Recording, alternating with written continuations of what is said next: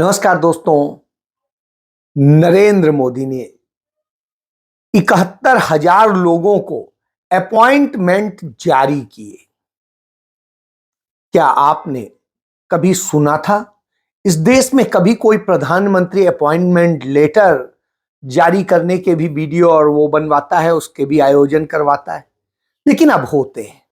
ये नया भारत है। प्रधानमंत्री ने 71,000 लोगों को नौकरी के अपॉइंटमेंट लेटर दिए। बड़ी खबर थी और चूंकि गोदी मीडिया निश्चित रूप से इसको बखान करेगा, मैंने सोचा ये 140 करोड़ की जनता है, उसमें ये कितना परसेंट है, आप खुद निकाल लो।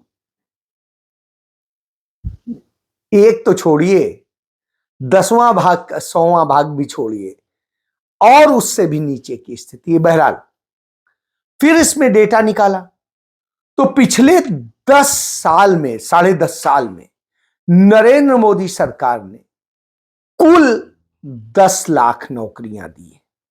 कुल 10 लाख। तब मैंने कहा पिछले सरकारों में क्या होता था, तो पिछले सरकारों में खोजा तो पिछले सरकारों में जो डेटा निकल के आता है वो आता है कि हर साल करीब करीब 7 लाख सरकारी नौकरियां देती थी।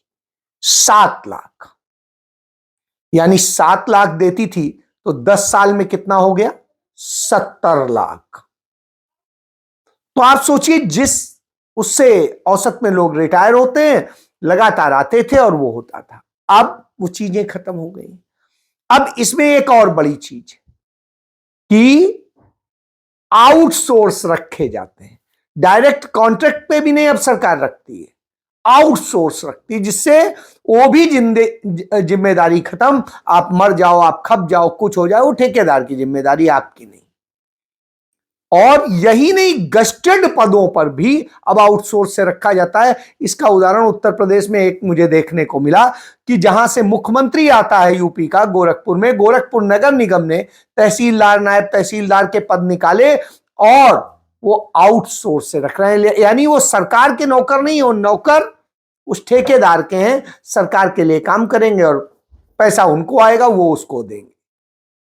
खेल समझ गए? तो उसकी वफादारी अपने मालिक के प्रति होगी। यह है, तो यह नया भारत है। इसी नए भारत में एक और चीज शुरू हो गई। कल्याण सिंह कैंसर इंस्टीट्यूट है लखनऊ में। उस इंस्टीट्यूट में कुछ पद निकलते हैं, बड़े थोड़े से पद निकलते हैं, और उन पदों में आवेदन के लिए 1,000 रुपए फीस मांगी जाती है। और उसी में स्पष्ट लिखा हुआ है 180 रुपया, यानी 18% उस फीस पर आपको जीएसटी भी देनी पड़ेगी।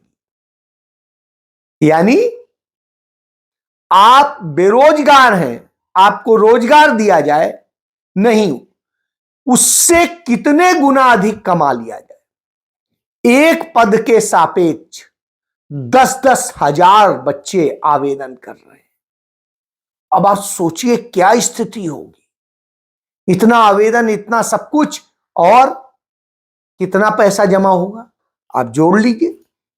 1,000 का 10,000 से आप गुणा कर लो, और प्लस जीएसटी आप 180 रुपया वो जाएगा, उसके साथ में जो सेस है वो चला जाएगा, काम खत्म।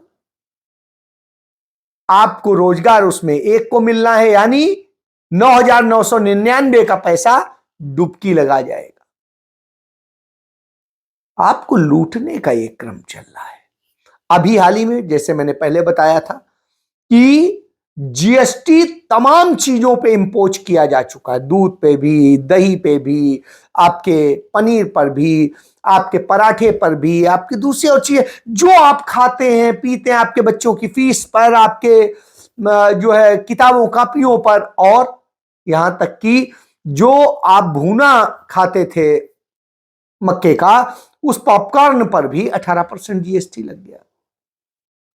यानी आप जीएसटी करके सरकार को देते रहिए हर तरह से। और अब तो पुरानी गाड़ी भी यदि आप बेचेंगे, जिस पर आप जीएसटी दे करके खरीद के लाए हैं, उसे जब आप देंगे तो फिर आपको 18% जीएसटी देना पड़ेगा। यानी एक लूट, उस लूट पर दूसरी लूट, और जब आप रजिस्ट्रेशन कराएंगे तो फिर टैक्स देंगे, सड़क पर चलेंगे तो फिर टैक्स देंगे। उसके अलावा आपको अच्छी भली आप गाड़ी मेंटेन गाड़ी रखिए, लेकिन साहब यदि आप एनसीआर में रहते हैं तो 10 साल बाद उसे कंडम कर दिया जाएगा, और यदि आपकी पेट्रोल की है तो 15 साल में कंडम हो जाएगी, और नहीं तो आप उसे चाहे जितना मेंटेन रखो, कोई फायदा नहीं, क्योंकि ये तो होना ही है। तो यानी आपकी गाड़ी भी आपसे छीन ली जाएगी, आप घर बनवाने चलेंगे तो फिर जीएसटी देंगे। तो इस तरह से, और अब सरकार कह रही है हमने जीएसटी में रिकॉर्ड वसूली कर ली। तो साहब हमें लूट के आपने वसूली कर ली, बड़ा अच्छा काम किया। आपने बदले में क्या दिया है? बदले में दी है महंगाई, बदले में दी है बेरोजगारी, बदले में दी है बेटियों की इज्जत उतारने का काम, और न जाने क्या क्या। हर जगह अव्यवस्थाएं हैं, लोगों के साथ में लूट हो रही। उदाहरण दे देता हूं, कैसे अपमान किया जाता है और कैसे लोग भाजपा में आके अपमानित करते हैं, भाजपा के साथ आते ही उसका असर हो जाता है। उदाहरण दे रहा हूं, शुरू कर रहा हूं। आप याद करिए कि लोकसभा चुनाव के दौरान इस्तीफा देके हाई कोर्ट के कलकत्ता हाई कोर्ट के जस्टिस पद से अभिजीत गंगोपाध्याय चुनाव लड़ते हैं, और क्या कहते हैं कि यहां 2-2 हजार में औरतें मिलती हैं। सोचिए आप, इस तरह की बातें कर रहे थे, वो भाजपा के सांसद हो जाते हैं। भाजपा के एक एमएलए और वहां के पूर्व मंत्री हैं कर्नाटक के सीटी रवि कुमार, वो विधानसभा के अंदर महिला मंत्री को सार्वजनिक तौर पे वेश्या बुला देते हैं, कहते हैं ये तो ये है। अब आप सोचिए उस महिला पे क्या गुजरेगी, उसके परिवार पे क्या गुजरेगी, और सब पे क्या होगा। यानी अस्मिता से महिला के इस तरह खेलेंगे। इन्हीं के अभी हाल के दिनों में आपने एक ड्रामे में देखे होंगे, मुकेश राजपूत जो अपने आप को घायल बता रहे थे, प्रधानमंत्री से बात कर रहे थे, प्रणाम सर, वो एक व्यक्ति की बीवी को ही भगा लाते हैं, वो बेचारा कोर्ट में चक्कर काट रहा है। अब आप सोचिए इस तरह की स्थितियां होती हैं। तो इसी तरीके से तमाम जो रेपिस्ट निकलते हैं वो इनके होते हैं, और इस तरह की घटनाएं करते हैं। बहरहाल ये चल ही रहा था। इसी बीच में भारतीय जनता पार्टी के एक बहुत करीबी हो गए, उनका नाम है कुमार विश्वास। कवि हैं वैसे तो, लेकिन कवि से ज्यादा वो बन गए हैं राजनीति में, राज्यसभा जाने के लिए परेशान है। पहले अन्ना आंदोलन में कूदे रहे, लगा बड़ा क्रांति कर रहे हैं, बाद में तो खुलासा हो गया वो आरएसएस प्रायोजित था। उसके बाद में अरविंद केजरीवाल के साथ लगे रहे कि हाँ राज्यसभा भेजेंगे, नहीं भेजा, वहां से अलग हुए। वहां से होने के बाद समाजवादी पार्टी में बड़ा धक्के खाए, इधर उधर किया और सब कुछ किया, लेकिन साहब कुछ नहीं हुआ। उसके बाद कांग्रेस में गए, वहां पर भी लिफ्ट नहीं मिली, बड़ी चम्मचगिरी करने की कोशिश की। और उसके बाद में ये वही शख्स हैं जो कहते थे मैंने ही राहुल गांधी को पप्पू का नाम दिया। लेकिन कांग्रेस में क्या ईमानदारी होती है इसका उदाहरण देता हूं। इनकी पत्नी एक प्रोफेसर है, और चूंकि सब्जेक्ट के एक्सपर्ट्स रखे जाते हैं लोक सेवा आयोग में मेंबर के तौर पे, इनकी पत्नी ने राजस्थान में अप्लाई किया। वहां पर सरकार गहलोत की थी, कांग्रेस की थी, और उन्हें एलिजिबल पाया गया और उन्हें नियुक्ति दी गई। इससे बड़ा और नहीं सबूत हो सकता है कि कांग्रेस काडर, और इस नाम पर नहीं, राहुल गांधी को आप गाली देकर भी कांग्रेस में रह सकते हैं। और इसके एक नहीं हजारों उदाहरण मौजूद हैं। बहरहाल तो वहां पर यह हुआ क्यों, मेरिट पर होता था। बहरहाल गड़बड़ियां उन्होंने जो की होंगी उसके कारण आज तक गहलोत सरकार बदनामी झेल रही, गड़बड़ियां उन्होंने की। बहरहाल अब क्योंकि उनकी पत्नी के खिलाफ जांच भी चल रही है और सब कुछ है, और भाजपा से लग रहा है कुछ होगा, तो उन्होंने अब कवि का काम कम कर दिया और कथा सुनाने का काम ज्यादा कर दिया। और जब कथा सुनाने का काम किया तब साहब महाराष्ट्र में वहां के मुख्यमंत्री कथा के लिए बुलाते हैं, नितिन गडकरी उन्हें लेके जाते हैं और वहां वो कहते हैं कि अपने बच्चों को ये सिखाना कहीं ऐसा ना हो घर का नाम रामायण हो और आपकी श्री लक्ष्मी को कोई और उठा ले जाए। अब आप समझ गए, ये शत्रुघ्न सिन्हा पर हमला था। वही शत्रुघ्न सिन्हा जो एक जमाने में नरेंद्र मोदी के बड़े करीबी भी होते थे और अटल बिहारी वाजपेयी सरकार में मंत्री भी थे, जहाज रानी मंत्री थे। जब उन्होंने पोर्ट और तमाम सारे पोर्ट वगैरह देने में मदद की थी अडानी की, स्वाभाविक सी बात है फिर नरेंद्र मोदी के करीबी होंगे। लेकिन जब वो खाली हुए तो उन्होंने शोर मचाना शुरू किया और शोर मचाना शुरू किया, नतीजतन ये हुआ कि वही ट्रोल होने लगे। अब उनकी जो बेटी है सोनाक्षी सिन्हा, उन्होंने शादी की जहीर इकबाल से। जहीर इकबाल उनके पुराने दोस्त थे, उनके साथ दोनों कंफर्टेबल थे। परिवार ने सामूहिक तरीके से शादी की, बड़ी अच्छी बात है। अब परेशानी कुमार विश्वास को है, वो क्यों उस पार्टी में आ गए हैं जो नफरत फैलाती है, तो वही कर रहे थे। तो यानी महिलाओं का अपमान भी करेंगे, लड़कियों का अपमान भी करेंगे और इस तरह। और याद करिए जब इनकी बेटी के लिए किसी ने कुछ कह दिया था तो कैसे रोए थे, इनकी पत्नी के लिए किसी ने कह दिया था तो कैसे रोए थे, वो विधवा विलाप कर रहे थे। अब दूसरे की बेटियों को आप इस तरीके से ट्रोल कर रहे हैं। भाई उसने शादी की है, स्वेच्छा से की है, दोनों परिवारों की सहमति से की है, तो आपको क्या परेशानी है? बच्ची है उनकी, उन्होंने संस्कार दिए हैं। राम ने जो कहा है उसको आप जान लो।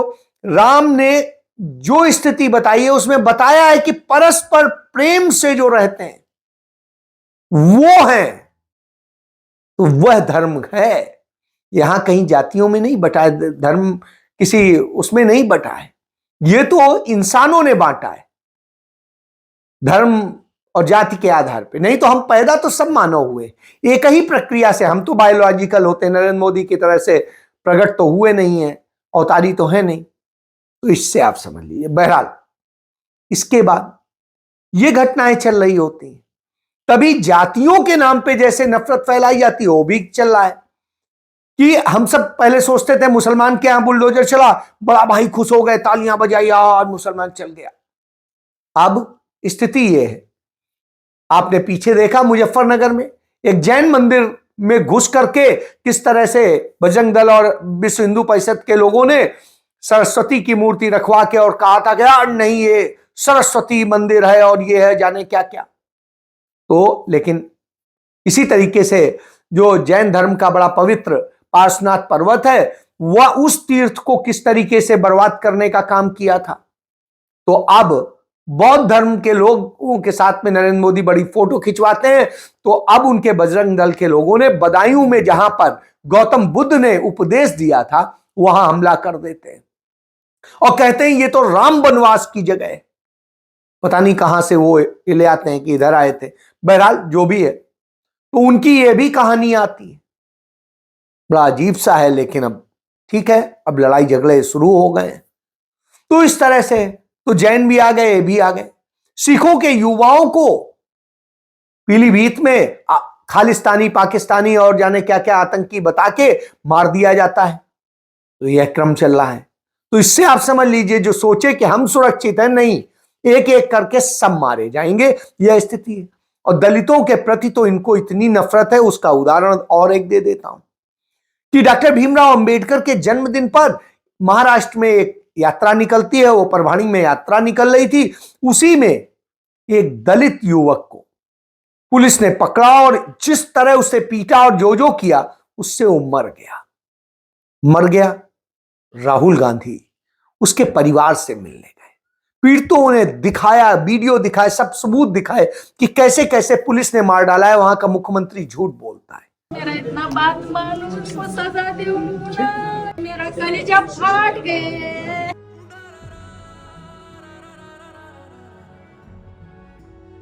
15 तारीख को रविवार के दिन सुबह 9 बजे फोन आया कि आपका लड़का हार्ट अटैक से डेथ हो गया उनका, आप परभणी में आइए सिविल हॉस्पिटल में और बॉडी लेके जाएंगे। मेरी लड़की को कुछ रोग नहीं था, कुछ नहीं था, मेरे को मालूम था। एकदम मेरा लड़का खो रहा था, ड्रिंकिंग नहीं, मारा, स्मोकिंग नहीं। मार पीट के उसका प्राण लिया, मेरे को ये मालूम था।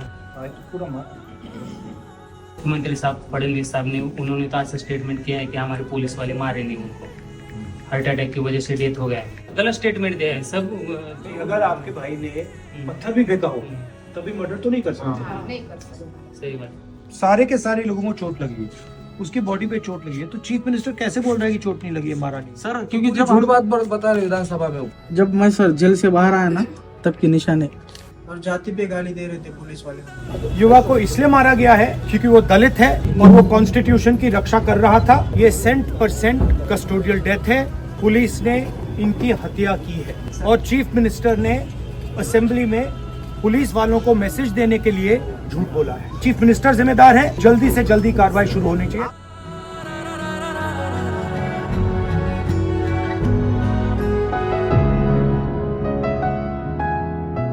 सारी चीजें सामने, लेकिन कोई कार्रवाई नहीं, क्यों? वो दलित है। उधर अमित शाह ने अपमानित किया ही डॉक्टर भीमराव अंबेडकर को, और अब उसका असर है, जहां से वो सांसद हैं उस इलाके में, गुजरात में, डॉक्टर भीमराव अंबेडकर की नाक को तोड़ दिया जाता है, उनकी प्रतिमा की नाक को तोड़ दिया जाता है। अब आप सोचिए, तो यह है असल में भारत। और जब यह भारत बनाया हो तो आप किस उसकी बात करेंगे? देश भयंकर बेरोजगारी का शिकार। क्यों? अडानी को सारा कब्जा किया गया है। जो जितना जीएसटी और सबके नाम पर लूटा जा रहा है, तमाम तरह से पैसे की लूट हो रही है, नौकरियां नहीं मिल रही, सब कुछ हो रहा है, वो सब पैसा बचा बचा के अडानी को दिया जा रहा है, कुछ और चहेते पूंजीपतियों को दिया जा रहा है। 25 लाख करोड़ रुपए से अधिक माफ किया जा चुका है इन लोगों का। और साहब, उसका नतीजा यह है कि देश गर्त में है, कर्ज में है। तो जो ये टैक्सेस आते हैं और सब आते हैं, या तो मोदी और उनके तमाम मंत्रियों की अय्यासियों में खर्च हो रहे हैं, तमाम जो उनके भाजपा और आरएसएस के लोग हैं उनकी सुरक्षा के नाम पे खर्च हो रहे हैं, और जनता के ऊपर बोझ डाला जा रहा है। जनता से हर जगह वसूली हो रही है और वो पैसा अडानी को दिया जाता है। अडानी लूट करते हैं, यहां राहुल गांधी उनके खिलाफ आवाज उठाते हैं तो उनके खिलाफ मुकदमे दर्ज हो जाते हैं, तमाम ड्रामे हो जाते हैं, मदारी का खेल चलता है। अमेरिका की अदालत ने अडानी के खिलाफ वारंट जारी किया, केन्या ने उनके खिलाफ, वहां की कोर्ट में केस चला, केन्या सरकार ने उनके सारे ठेके कैंसिल कर दिए, और अब ऑस्ट्रेलिया में वहां की जनता उनके खिलाफ खड़ी हो गई। लेकिन भारत की सरकार, भारत की अदालतें कोई अडानी पर सुनने को तैयार नहीं। न यहां संसद में चर्चा होने दी जाती है, न अदालत कुछ सुनता है। तो अब आप सोचिए, और ये सब लूट करके आपको महंगाई, बेरोजगारी और दूसरे संकटों में फंसाया जाता है। आपकी बेटियों की आबरू लूटते हैं और उनको बेइज्जत करते हैं, महिलाओं को, और कहते हैं हम तो राम राज्य वाले हैं। तो भैया, आपको यह राम राज्य चाहिए या वो मोहब्बत की दुकान चाहिए जहां नफरत ना हो, हर कोई प्यार से रहे, जिसको जो मन करे वो खाए, पिए, पहने, शादी करे, कोई किसी में बाधक ना हो? फैसला तो आपको करना है। बच्चे आपके हैं, भविष्य आपका है, देश आपका है। लेकिन आपको आग लगानी है तो लगाइए, और नहीं तो उस लड़ाई में शामिल होइए कि देश मोहब्बत से चलेगा, देश संविधान से चलेगा, लूट तंत्र से नहीं, नफरत से नहीं। फैसला तो आपको करना है। जय